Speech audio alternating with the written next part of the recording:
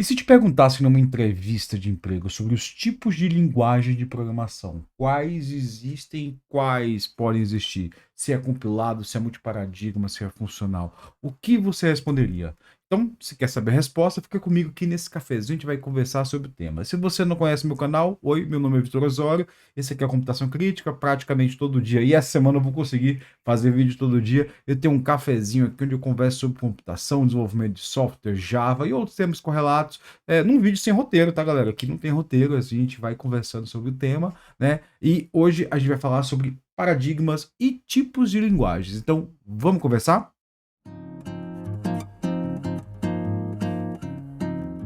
Bom, eu não tenho roteiro, mas eu tenho aqui um pré-roteirozinho que eu desenhei na minha tela, né? Eu botei os tipos de linguagem e já vou dizendo que eu não estou falando dos tipos de linguagem de amor, não, tá? Eu fui procurar tipos de linguagem e ver linguagens do amor. Não, não tem nada a ver com isso, tá? É tipos de linguagem de programação, né? E aí, a primeira ideia que a gente vem na mente são os paradigmas de programação, né? E eu não estou falando de paradigmas aqui, não, estou falando dos tipos de linguagem, né? Porque eu estava pensando aqui em falar sobre compilada, que foi a pergunta que me chegou, ou interpretada. Se a gente sabe diferenciar, se você sabe diferenciar qual que é a diferença entre esses tipos de linguagem, né? Então, para fazer essa diferença, eu quero fazer aqui uma escala, né? Uma escala que ela vai descendo, né? Ela sai do humano, né? Vou botar aqui, ó. Ela sai do humano para máquina, né? Máquina. Essa escala aqui está definindo o quê? São linguagens que são feitas para humanos entenderem e são linguagens que são feitas para máquinas entenderem, né? E isso é o grande ganho das linguagens, né? No começo de tudo, né? As primeiras linguagens, elas não, eu nem sei, com certeza as primeiras linguagens eram para máquina, né? Que é o famoso assembly, né? Assembly, ou linguagem de máquina, linguagem de montagem, né? Aliás, tem até uma diferença entre linguagem de máquina e linguagem de montagem, né? Um é o binário, o outro usa os opcodes, né? Se você nunca viu uma tabela de opcode, opcode, deixa eu pegar aqui, Motorola HC11, né? Na época da faculdade eu vivia com um bichinho desse aqui debaixo do braço, né? A tabela de deixa eu achar aqui os opcodes desse cara, opcodes, né? E aí você vai entender o que que é uma linguagem de máquina, que é uma coisa que a gente não tem muita ideia, mas assim, a gente tem que entender uma coisa, máquina só entende isso aqui. Ela não entende, máquina eu tô falando processador. O processador ele só entende isso aqui. Eu vou chegar no alto nível, tá, galera? Eu vou chegar no alto nível, né? Mas a máquina, ela só entende isso aqui. Deixa eu ver se eu acho aqui os opcodes, né? Aqui, ó. Vamos pegar aqui. Deixa eu ver aqui. Em algum lugar vai ter. Aqui, ó. Aqui é o que eu tenho um programinha em linguagem de máquina, né? Não sei se vocês estão vendo direito aqui. Deixa eu botar aqui mais alto, né? E aí você tem duas coluninhas aqui, né? Você tem a coluninha da esquerda aqui, né? Tá à minha esquerda. Que ela tem um opcode aqui, né? Esse carinha é o opcode, esse aqui é os parâmetros, né? Então esse aqui eu posso traduzir como LDS, e aqui um endereço de memória, né? Então um programinha baixo nível é sempre assim, né? Eu posso escrever esse programinha desse jeito aqui, né? Ou eu posso já escrever direto desse jeito. Então no começo a galera escrevia aqui, ó, com os binários, escrevendo na memória, socando na memória, botava na memória esse carinha aqui, e o processador tudo que ele faz é ler uma posição de memória e passa para a próxima. Lê a posição de memória e passa para a próxima. Às vezes, o próprio Upcode já altera a posição de memória que ele está lendo. Então, por exemplo, quando você tem aqui um jump, deixa eu pegar um jump aqui, né? Jump era os caras. Quando eu estava na faculdade, a gente programava muito disso aqui, tinha muito jump, né? Nossa, eu nem sei o que está acontecendo. Esse aqui ele está lendo o sinal quadrático, né? Esse aqui é para comunicação de rede, né? HC11, para quem não sabe, HC11 é um microcontrolador, não é um microcomputador, né? Ele é usado para interpretar sinais analógico digital. Era usado muito para controle de robótica, essas coisas, e ele era bem antigo, né? E aí tinha um laboratório lá na Faculdade de Engenharia Elétrica e, ó, tem um wait aqui, ó, loop to wait, ó, detalhe que ele não tem um wait, né? Como a gente tem lá no sleep do Java, né? ele tem um loop. Por quê? Porque o processador é dedicado, cara. O programa só vai rodar esse processador aqui. O sistema operacional é muito cruzinho, né? E aí tem um loop to wait aqui. Ele, basicamente ele dá um BLP. BLP deve ser o jump dele, que é volta, que é alguma coisa, né? Aqui na verdade não é um opcode, aqui é só um marcador, né? Então ele tá pegando um marcador que o compilador vai entender aqui. Então, galera, isso aqui é um programa de linguagem de máquina. Isso aqui, na verdade, esse lado aqui, né, é o que o computador entende. O computador só entende isso. E aí a linguagem de montagem, se eu não me engano, se eu não tô confundindo, posso estar confundindo, se você quiser saber, esse carinha aqui, onde você pega, você vai escrever num programinha desse jeito, né? E aí ele não passa por um compilador, né? Tinha um outro nome, ser tradutor, né? Que ele só basicamente traduz isso aqui nesse programinha do lado, né? Eu lembro que nessa disciplina, no começo, deixa eu pegar aqui, só procurar, compilador assembly. Aí vai vir um nome que não é verdade, não é um compilador, na verdade. Não, eles chamam de compilador, online compiler, né? Assembly compiler. Mas não era compilador, ele tinha um outro nome, porque ele não compilava o código, né? Ele só traduz o código, você não precisa compilar o código, porque tem uma relação direta entre o que está aqui e o que está aqui. Eu posso pegar o que está aqui e traduzir para cá, eu posso pegar o que está aqui e traduzir para cá. Então é uma coisa bem direta, né? Então, aqui é o nível mais baixo da máquina, né? E aqui é o nível mais alto do humano. Então, uma coisa que eu sempre digo para quem vai desenvolver software é que linguagem de programação ela existe para comunicar humanos, né? Então, o meu Java, o meu Python, o meu JavaScript, ela não existe para me comunicar com a máquina. Ela existe para me comunicar com humanos. Isso é muito importante porque isso impacta a forma como você escreve o seu software. Que se fosse para você se comunicar com a máquina, você já escrevia aqui diretamente aqui, né?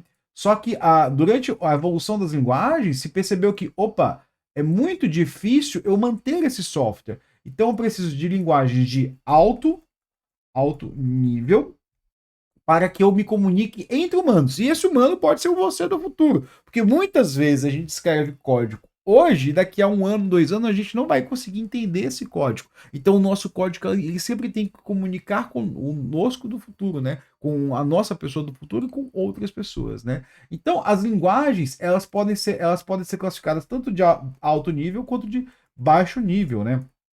E o que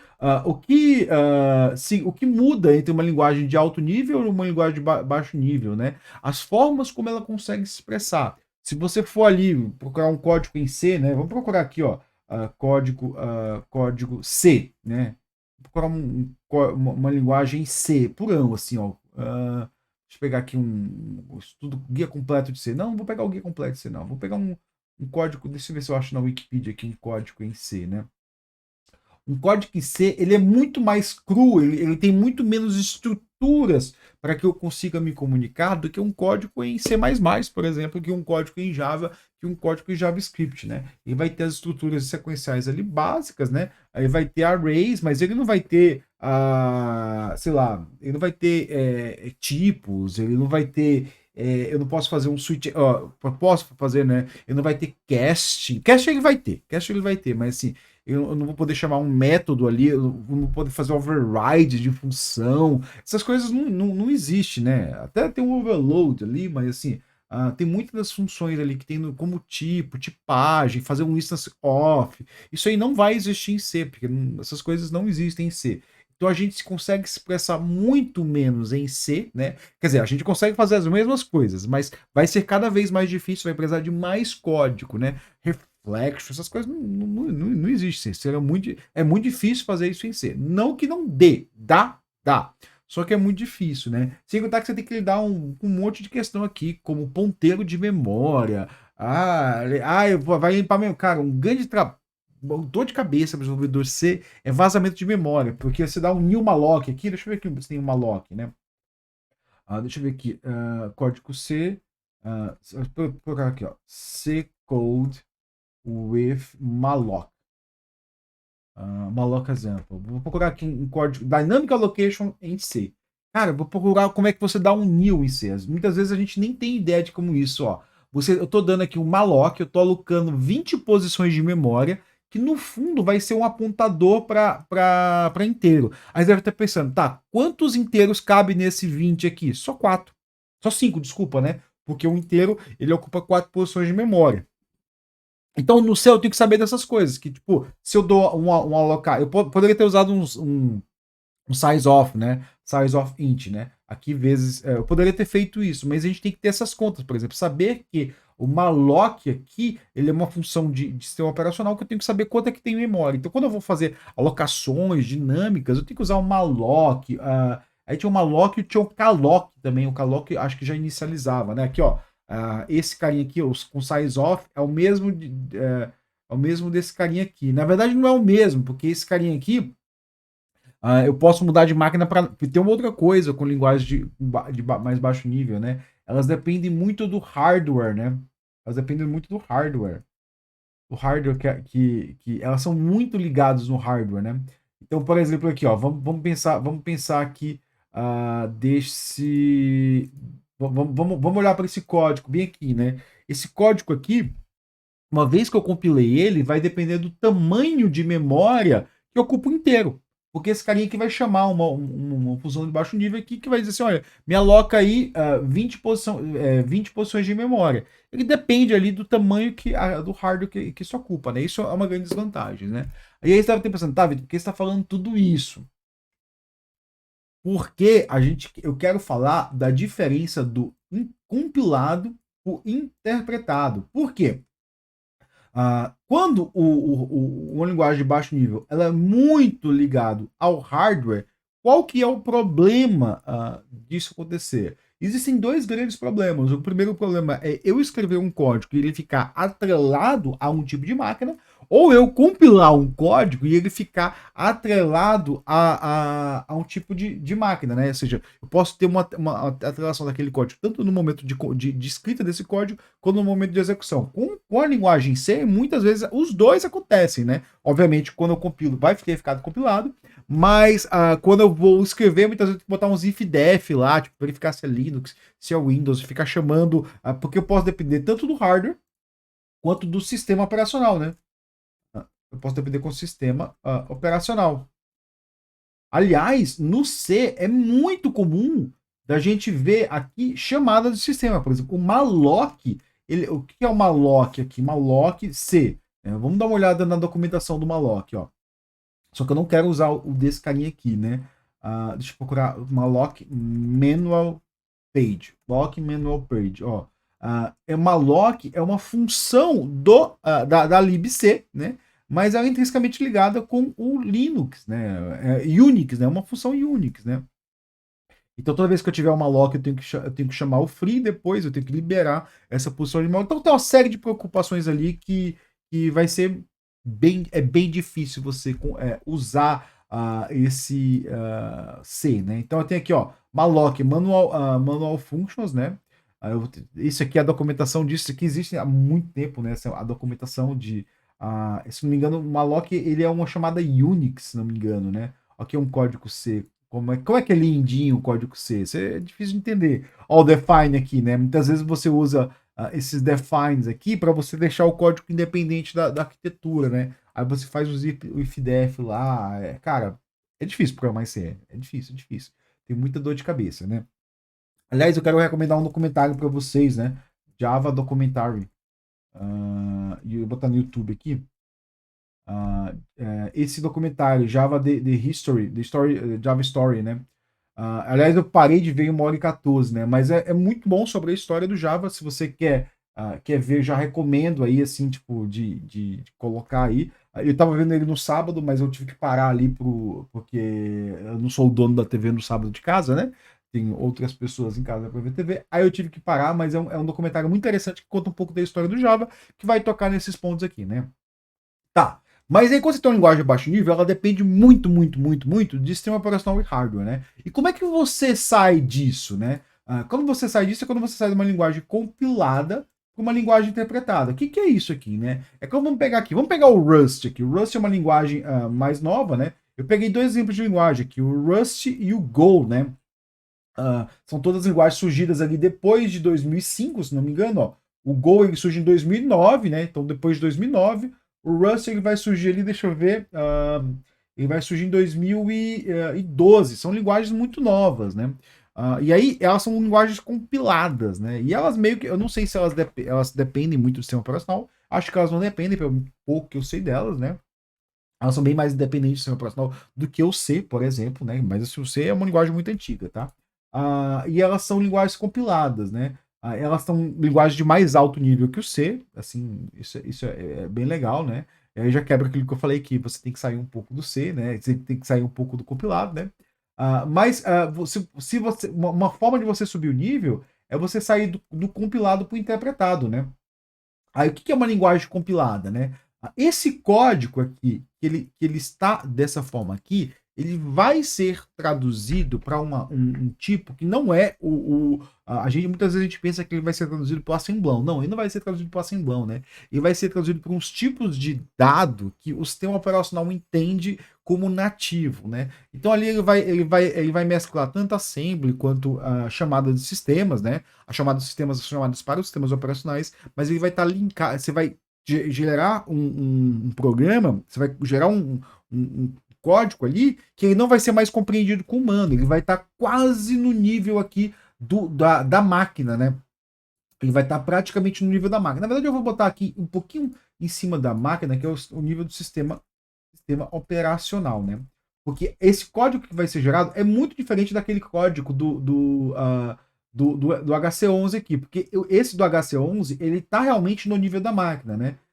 Esse outro aí que eu estou mostrando, né, ele vai ser compilado no nível do sistema operacional. Então vai gerar uns arquivos objetos ali, uns executáveis, que eles vão ser interpretados pelo sistema operacional e o sistema operacional vão conseguir executar ele. Mas muita coisa ali vai estar no nível da máquina, só intercalando com chamadas de sistemas, né? Porque o sistema operacional vai intercalar diversas bibliotecas, vai fazer o scheduling daquele código, assim, scheduling, o que é o scheduling, né? Você tem múltiplos processadores, ele vai pegar aquele código, aquele processador, ele vai ser compartilhado de vários programas, ele vai executar de forma compartilhada, né? O que é diferente no HC11 aqui, isso é bem diferente no HC11, né? Então, você acaba compilando, você vai deixar o código, né? O executável nesse nível aqui. No interpretado, né? Você vai ter aqui, em algum lugar, você vai ter um interpretador que ele vai chegar, você vai sair do nível humano e vai chegar nesse nível aqui, ó, né? Nesse nível aqui, interpretado, né? Interpretador, né? Você vai ter um interpretador que ele vai pegar a linguagem que está no nível do humano. Então, quando você pega um código de JavaScript ali, né? Você pega aquele código de JavaScript, ele tá num negócio que você entende, você vai entender aquele código, mesmo que ele seja obfuscado ali. Se você desobfuscar ele, você vai conseguir entender, aqui eu tenho um loop, né? É muito diferente, por exemplo, disso aqui, ó. Eu consigo ver que tem um looping aqui. Aqui tem um looping. Aqui tem um looping, mas eu não consigo ver que tem um looping. Não tem uma estrutura de looping, um for each, né? Na linguagem interpretada, o for each vai estar ali de alguma forma, né? Ele vai trazer isso direto no nível que o sistema operacional vai entender, né? Que aí pode ser ali através do interpretador qualquer, do navegador, alguma coisa que seja, né? Mas eu tenho outros tipos de linguagens que eles não são nem compiladas nem interpretadas. Por exemplo, o Java, né? O Java ele não vai se encaixar nem aqui, né? Ele vai funcionar através de uma máquina virtual, né? E aí, como é que funciona isso através de uma máquina virtual, né? E aí, se você vê o documentário do Java, eles estavam exatamente tentando fugir disso aqui, né? Naquela época era um grande problema dele. Olha, a gente tem linguagens que elas são interpretadas, né? Só que por ela depender de um interpretador, ela acaba sendo mais lenta do que a linguagem. A gente precisa de algo que seja mais eficiente, né? Em termos de tempo e memória, e seja mais rápido.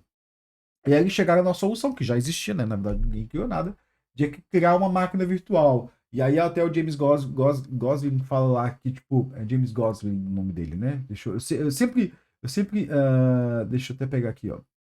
Eu sempre confundo aqui. James Gosling, sempre confundo com outro James, né? Ele fala no documentário, ele pegou diversos artigos de máquina virtual e começou a implementar, jogar tudo dentro da JVM, e aí ele chegou no que é a JVM, que em vez de interpretar uma linguagem, ela vai interpretar um bytecode, né? Então o bytecode é interpretado por uma máquina virtual que está muito próximo do sistema operacional. Então isso aqui, a máquina virtual é uma camadinha muito curta, fina ali, né?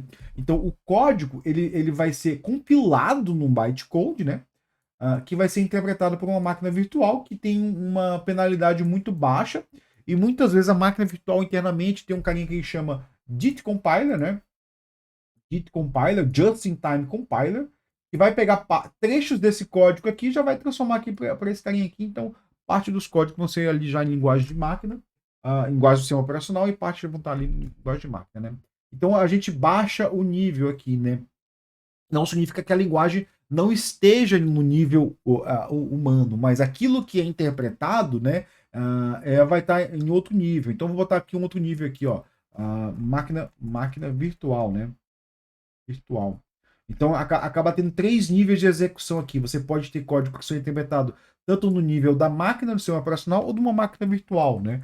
Então a linguagem ela sempre vai estar no nível humano, mas o executável, né? Ele pode estar tanto no nível humano quanto no nível de máquina, sistema operacional ou máquina virtual ou sistema operacional, né? Então, assim, não sei se ficou claro aqui, né? Você tem esses diversos níveis aqui. Você tem compilado, interpretado o bytecode. O bytecode, ele é um tipo de interpretador, só que ele é um interpretador que ele está num nível muito mais baixo ali do que um interpretador que está no nível humano. Então, é muito menos custoso você sair do bytecode e ir para uma máquina virtual do que você sair direto de um código ali no nível humano e ir para uma máquina virtual. Até porque as estruturas são diferentes. Você pegar aqui, ó, JVM bytecode spec, né? Você pegar, vamos pegar aqui a especificação da máquina virtual, né? Deixa eu ver se eu encontro aqui alguma coisa. Você vai ter ó, se você pegar o type check instructions aqui, ó, você vai ver que isso aqui parece mais com, você pegou o POP aqui, né? O POP é uma coisa que a gente acha que é, ele está falando de stack frame aqui, ó. Pop instruction pop a instruction is type safe if only validate pop, né? Então aqui você tem as instruções, né? Put field, que é uma instruções bem de baixo nível da máquina virtual, né? Sload, instruction that's type safe. Então essas instruções elas são bem mais baixo nível, por exemplo, do que umas instruções de uma linguagem. Não tem um for each aqui, né? Não tem for. Deixa eu pegar for each aqui. Não tem for each aqui. Não tem for each, né? Bytecode verifier. Não tem um for aqui, não, né? Deve até ter, né? Mas assim, é bem diferente o nível da máquina, né? Aqui vai ter diversas instruções aqui, ó. Vai ter diversas LComp, né? Tipo, LComp é uma coisa que a gente via quando a gente desenvolve C++, né? A instruction is type safe if can only validate. Isso aqui é de type safe, né? Tá verificando type safe aqui, mas em algum lugar vai ter JVM spec, né? Deixa eu voltar aqui, que eu tenho que ficar na JVM spec, né? Esse aqui é o class format, né? Deixa eu ver as instruções da máquina virtual, né? Talvez não sejam essas aqui, ó. Aqui, ó, formato, na verdade agora aqui, ó, formato instruct set, né? Esse carinha aqui, ó, DM, the return, the sub, isso aqui é o nível de instruções get static. Deixa eu até aumentar para vocês verem aqui bem, né? Deixa eu pegar aqui o get static, get field, né? Isso aqui é o nível de instrução da máquina virtual, né? Então a máquina virtual vai acabar nesse nível de instruções que é muito mais perto da máquina do que a gente entende, né? Então, voltando aqui, a gente tem esses diversos tipos de linguagem, né? Você vai ter linguagens compiladas e interpretadas. O Java não ela é uma linguagem compilada, mas ela não compila para um código que o sistema operacional entende, ela compila para um código que a máquina virtual vai entender, né? Aliás, no documentário vai falar que o Bill Gates ficou um pouco com medo quando surgiu o Java, porque a máquina virtual Java estava crescendo bastante, ela podia roubar muitas do que o sistema operacional fazia, e isso era uma competição para o Windows, né? Mas a gente pode também classificar os tipos de linguagens através dos paradigmas de programação que ela interpreta, né? E aí eu coloquei aqui alguns, né? Mas quando eu estava fazendo minha pesquisinha, que eu já achei outros, né? O mais básico dele é o procedural, né? O procedural é quando você tem que dizer o que tem que ser feito exatamente, assim. Ele é um tipo de linguagem que é imperativo, né? Eu vou ter imperativo versus declarativo, né? Isso é muito legal de se entender, né? Quando eu digo que é imperativo, eu tenho que dizer passo a passo o que tem que ser feito, né? Quando eu digo que é declarativo, isso eu falei no vídeo de ontem, né? basicamente eu digo como vai ser o resultado final, né? Então eu digo ali, por exemplo, interage na fila, faz não sei o que, faz não sei o que. O procedural tem muito disso, é muito difícil você fazer algo mais funcional usando procedural, né? E aí a linguagem procedural, cara, qual que é a mais famosa? O Cezão. O Cezão é uma linguagem procedural clássica ali, né? As linguagens, aí você vai ter outro tipo que é a orientação a objeto, né? Na orientação a objeto você vai conseguir encapsular tipos, e você vai ter tipos, né? Esses tipos eles têm comportamento, você pode declarar comportamento em tipos, né? Então, se você vai ter um nível acima de abstração em tipos, né? O funcional ali, eu vou dizer que está no mesmo nível ali de abstração do que o orientação a objeto, só que você vai trabalhar com funções, né? Aliás, no C dá para fazer um pouco de funcional quando a gente está falando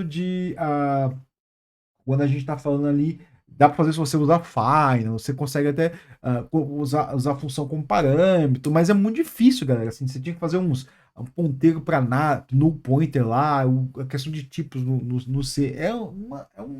Cara, assim, quando você está fazendo em C, você tem que. O código fica uma bagunça quando você quiser usar algo mais funcional, mas dá para fazer, né? Aqui você tem funções de primeira ordem, então eu posso criar funções e passar ela como argumentos, elas vão ser executadas, né? Eu digo que elas estão no mesmo nível de abstração, né? Vou usar esse termo, né?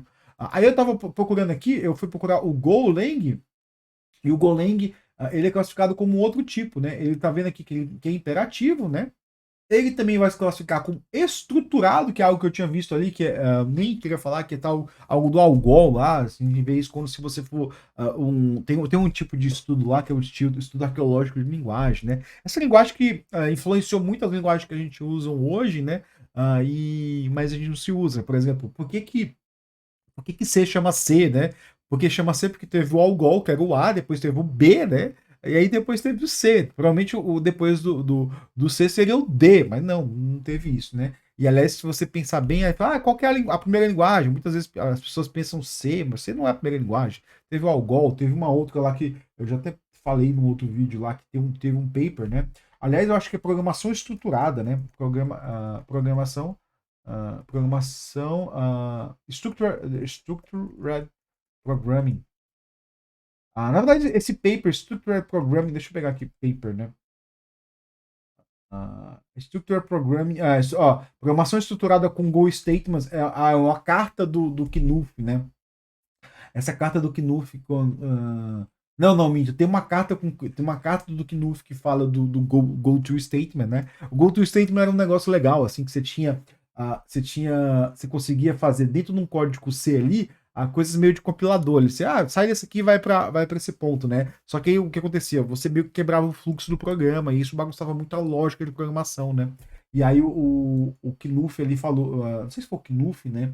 Que mandou lá a carta que GoTo pode ser ruim para programação, porque você tem que pensar o programa como uma programação estruturada, né? E depois surgiu vários papers referentes a essa carta, que aí acaba que a gente vê esse procedural como programação estruturada, né? Mas voltando aqui, o Go também ele é concorrente, né? Eu olhei aqui concorrente é um estilo de programação que é programação simultânea, né? Que é aquela coisa de você ter de você trazer para a programação coisas de concorrência, que nenhuma linguagem dá ali, né? O C não dá isso. C, para você, cara, para você um dos sucessos do Java, né? E aí esse documentário vai falar bem nisso, né? Um dos sucessos do Java é ter trazido a programação concorrente como nativa da memória, né? Porque no C você tem que usar o pthreads ali, que é complicado pra caramba, é difícil pra caramba. Eu acho que no C++ também é difícil pra caramba. Então você acaba tendo uma dificuldade muito grande de usar threads aí. E o Java tornou isso banal. Tipo, é só dar um new thread ali, roda aquele cara, dá um start e ele continua direto, né? Então o Java tem um pouquinho disso aí na linguagem, né? Mas usando como biblioteca. O C ele já incorpora a concorrência ali dentro da linguagem, já tem estruturas dentro da linguagem que dão concorrência, né? E aí então eu botaria aqui também a programação concorrente, né? Eu colocaria aqui a concorrente. Concorrente de concorrer de paralelo, né? Ter o conceito de paralelismo, né? E você tá vendo aqui que é esse negócio aqui de multiparadigma, né? Que raios é isso aqui e por que esse carinha existe, né? Porque no fundo, nenhuma linguagem é puramente uma coisa, né? Ela acaba absorvendo vários paradigmas. Então, assim, eu posso escrever código procedural em Java? Posso, aliás, muitas das PRs que eu pego é puro código procedural lá que as pessoas não sabem desenvolver orientação a objetos, né? Muitas das PRs que eu pego é isso aí, né? As pessoas não sabem usar objetos, não sabem usar tipos de forma decente, elas vão pro procedural ali e jogam numa linguagem muito paradigma. Por que isso? Porque a gente falha muito quando vai ensinar a orientação a objetos, né?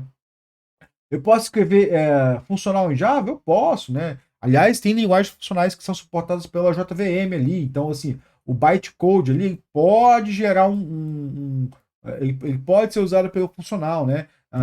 Poderia até ter um bytecode concorrente ali, talvez. Não sei, tem uma linguagem Java, tem uma linguagem JVM que é concorrente. Eu não sei se tem, né? Talvez tenha. Não sou expert nas linguagens JVMs, não, da vida, né? Então você tem um multiparadigma. Por quê? Porque as linguagens hoje são multiparadigmas. Elas não são um paradigma só. Aliás, é uma coisa muito interessante, né? Eu já vi um paper há bastante tempo, né? Deixa eu procurar aqui. The Evolution of Programming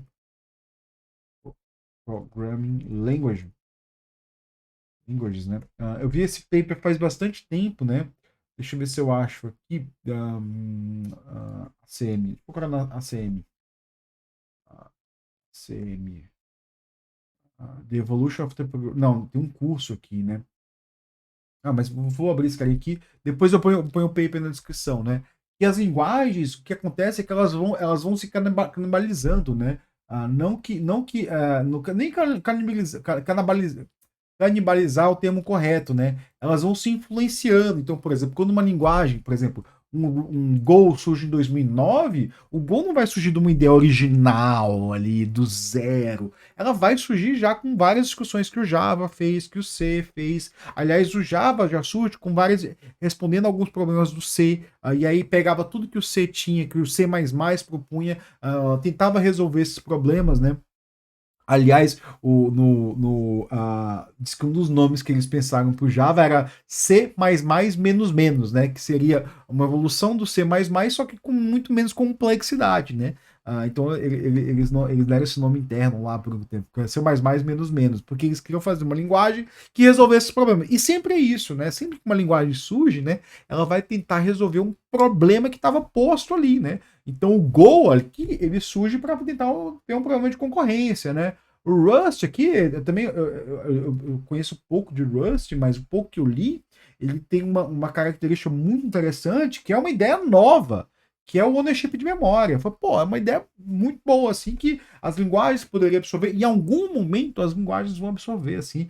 Não se engane que já deve estar ali na listinha do mailing list do Java, alguma coisa de ownership de memória, alguma discussão ali de ownership de memória, que alguém está pedindo isso aí, alguém quer colocar isso aí dentro da linguagem. A gente vê aqui, ó, que ele fala de mutabilidade, funções de alta ordem, né?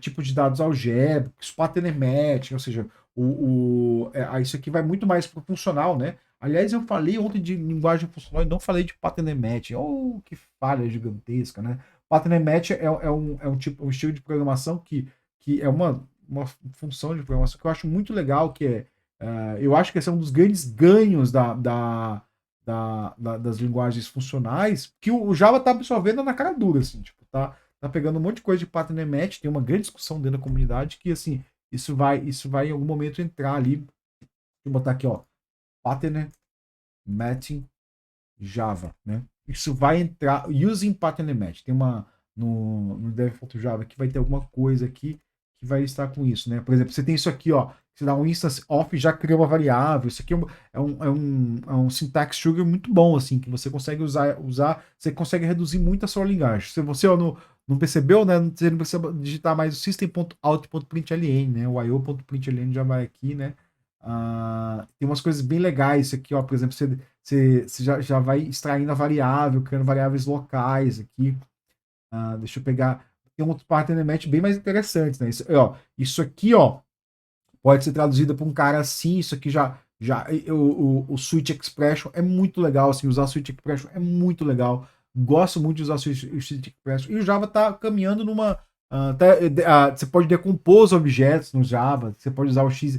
Nesse caso aqui, você tem um objeto que é um ponto, não. Você pode usar o XY internamente. Isso aqui está muito, tá muito legal do Java mesmo, assim, a questão de ter pattern match que a gente pode usar, né?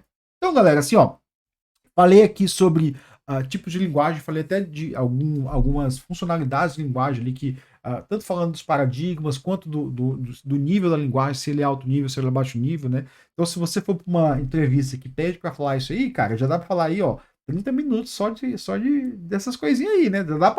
Dá para debalhar um monte de coisa ali, pelo menos que quiser o que, que é interpretado, o que, que é compilado, por que, que existe uma linguagem interpretada, né? Por que, que existe uma linguagem compilada, né? A interpretada, a vantagem dela é que você vai escrever o código junto, né? Então você pode ter ali uma. Você não vai ter um compilado daquele cara, você vai ter acesso ao código fonte daquele cara, né?